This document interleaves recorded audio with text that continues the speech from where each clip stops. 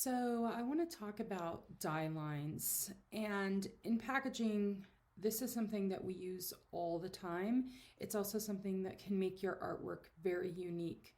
So a die line is basically where the printer will cut, score, fold, glue. It's really telling the printer, kind of giving those instructions of what you want done with this design piece. And it's a great way to make your work stand out and be unique. It doesn't take a lot to make a die line, but there are some things that you really need to know about when you are making them. The other thing you need to think about is cost. So die lines are something that we usually will incorporate into our work when we have a little bigger budget. I would say on average your die is going to cost you $75 to $150, but it really depends on how large it is. So if you're making something that's like a folder, it's going to be a lot larger than something like, a small cube. So it really depends on how big it is, but oftentimes vendors will have some dies that are that they're storing and that they'll let you use, so it doesn't cost you that initial cost. Of course, there's still handwork involved, so that's something you have to think about. What we're looking at here is actually a die line. So this is a cube die line, something that we'll be working on in our packaging class. But what I want to talk about is making sure that you build your file correctly for die lines. So anything that has a solid line is a cut line, and anything that has a dash line is a fold line. What this piece is missing is actually glue flaps. And so if I wanted to add glue flaps, I could just make a little rectangle and I would fill it with pink. And that would be a glue area. And you don't want your glue area to go all the way to the outside because, well, it could make a mess. They just want to keep the glue inside and kind of away from those edges. So if I were making this, I would actually come in and make sure that I'm paying attention to how big it is and how close it is on each side. I just wanted to show you kind of what that looks like. So this is a glue flap, this is a glue flap, this is the top part of our box, and so these are all going to glue in. So these on the outside are all those, they're all glue flaps. The other thing you want to think about is when you're designing your artwork can't go, you don't want your artwork to go into the glue area. It doesn't stick well. The glue doesn't stick well to the ink. So let's say that on this artwork here, let's just say that I had this whole kind of, this whole side here covered in a color. I'm not really sure why it did that. That was kind of weird, but let's just say that I had it as a, I don't really have any colors in here. Let me go just make a real quick new swatch, and I'm just going to make it like a kind of a pale color. Let's just do like some kind of blue here. So if I had my artwork as this blue color, and I'm going to go ahead and drop this on a different layer just so we can see it a little bit better. So I'm going to drop this blue down below and I'm going to move it. Okay, so now we can see the color a little bit better, and I am going to make it a little paler so we can see it better.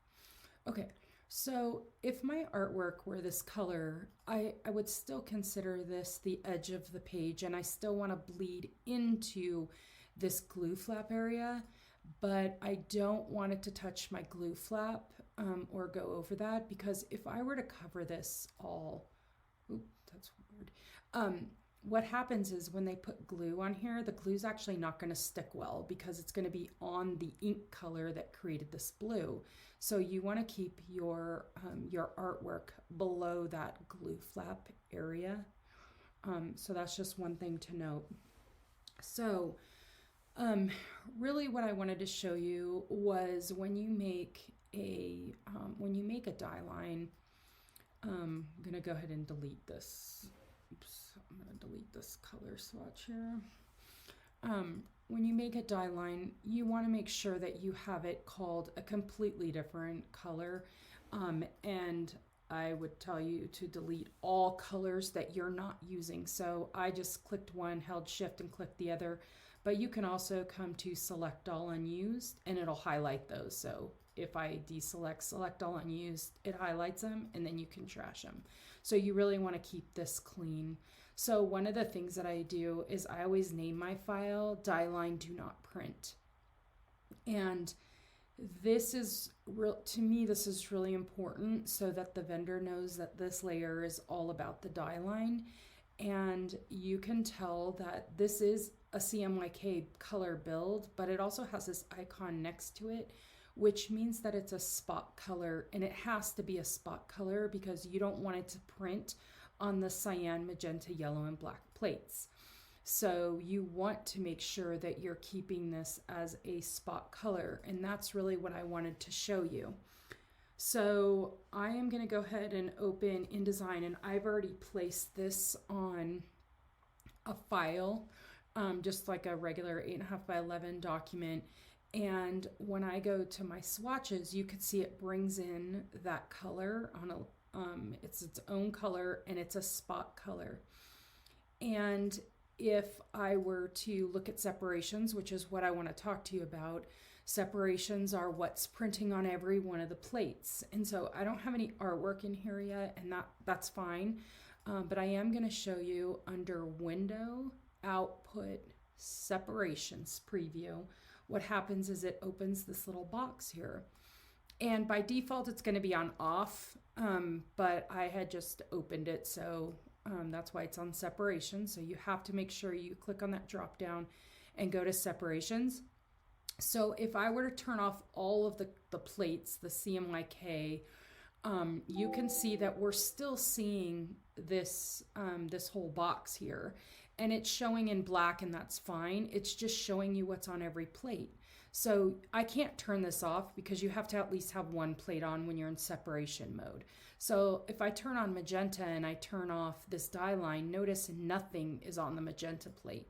Nothing's on cyan, nothing's on yellow, and nothing is on black.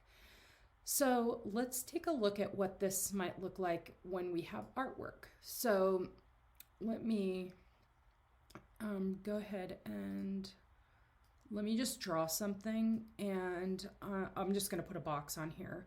And this box is a cyan only box. So I want to leave that just to kind of show you what happens when you have something like that. But then I'm going to change this one to green, and I'm going to open the green, and I'm going to just add a little bit of every color. So there's something on every plate.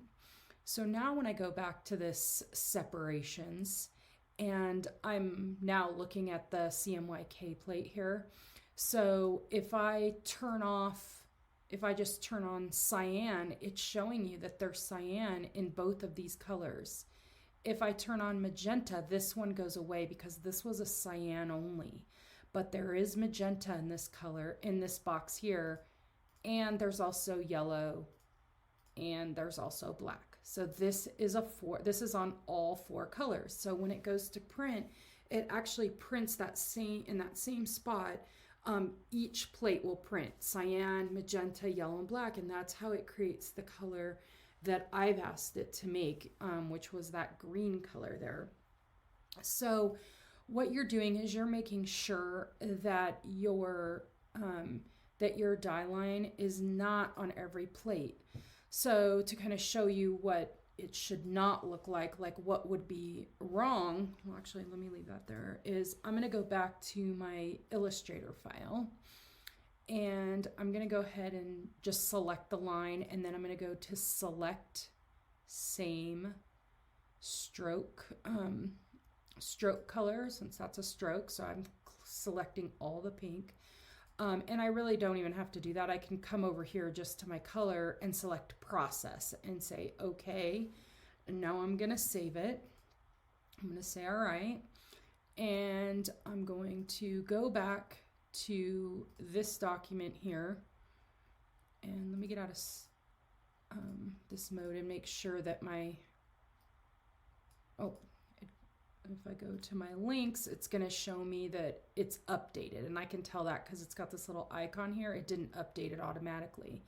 So if I click on this arrow here, it will update the link for me. And I know it updated because, well, for one, I could see it again, but also I had drawn that little glue area in there. So now what's going to happen is when I go to, first, let's look at our swatches and our color. This is going to be interesting. Let's look at this.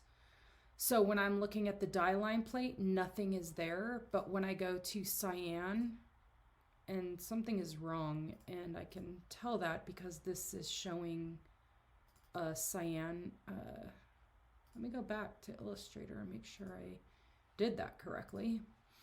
So let's double click it. It shows process. Okay, save. And let's go back over to InDesign and check that out again. So my separations are off. I'm going to go to my links. I'm going to update it. And let's go to swatches again. It's still showing that this is, oops, undo that. It's still showing that this is a spot color, which is interesting. Let me try and replace this file and see what happens. Oop. Let me delete this color and see if that might be messing it up. So I'm going to go ahead and place it. Open. I'm just going to place it kind of smaller here. Okay, so it did not bring in that spot color now. And so when I go to my separations, notice that that spot color is not here anymore. And that's because I didn't bring it in. It's not here. If I look at all of my plates, you can see that that die line is actually on these other plates here. So that is a problem. You do not want it to look like this. You don't want your die line to actually print. It's only there so that the printer can make a die line with it and see where that art, where the art is supposed to go. So you have to remember to select this spot color and bring it in as a spot color only into InDesign. So that is key when you're working with die lines. So I'm going to see if I, without bringing it in, yeah, it brought it over again. So that's right. So now it's got that color here in your separation. So this helps you to see which plates at the printer it's going to print on, and it needs to be on its own. So that's basically making sure that you're building your die line correctly and that it comes over correctly with your separations. I hope that was helpful.